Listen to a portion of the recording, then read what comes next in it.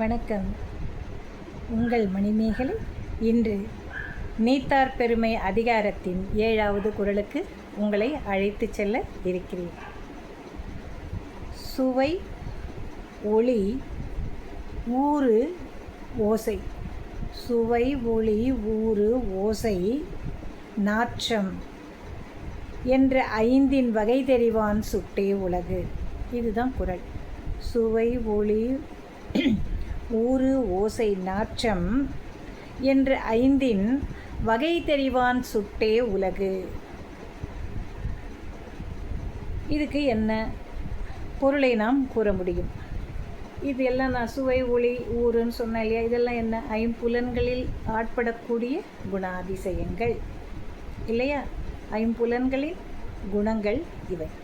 இந்த 5 புலன்களையும் அவற்றின் தன்மையையும் ஆராய்ந்து அறிந்து அதனை மேற்கொள்ளாமல் தன்னுடைய மன உறுதியால் விடுபட்டு இருக்கிறான் அல்லவா, ஆராய்ந்து அறிகிறான் அல்லவா, அவனை சுற்றித்தான் உலகம் இருக்கிறது. அவன் பொருட்டு தான் இந்த உலகமானது நிலைத்து வாழ்கிறது என்று வள்ளுவம் சொல்கிறது.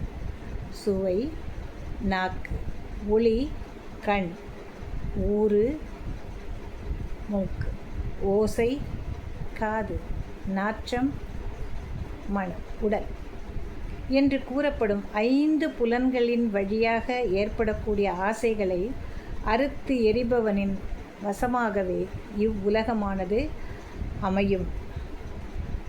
ஏன்னா அவனால் அந்த உலகத்தை வசப்படுத்த முடியும். எதுவுமே இல்லைன்னு துறந்தவனுக்கு உலகில் எது நடந்தாலும் என்ன சமமாகவே அவன் அதனை கருதுவான். அவனால் தான் முடியும், நம்மளாலெல்லாம் முடியாது. நம்ம என்ன பண்ணுவோம்? ஏதாவது ஒன்றில் ஈடுபடுவோம், நம்ம துவண்டு விடுவோம். ஆனால் 5 ஆசைகளையும் பற்றுக்களையும் அடக்கி ஆளக்கூடிய மன உறுதி இருப்பவனின் பொருட்டுதான் இந்த உலகமானது இயங்கும். அவன் சொன்னதை அது கேட்கும். அவனால் இந்த உலகத்தை அறிந்து கொள்ள இயலும் என்று வள்ளுவம் நமக்கு வழிகாட்டி கூறுகிறது. நன்றி. நாளை சந்திப்போம்.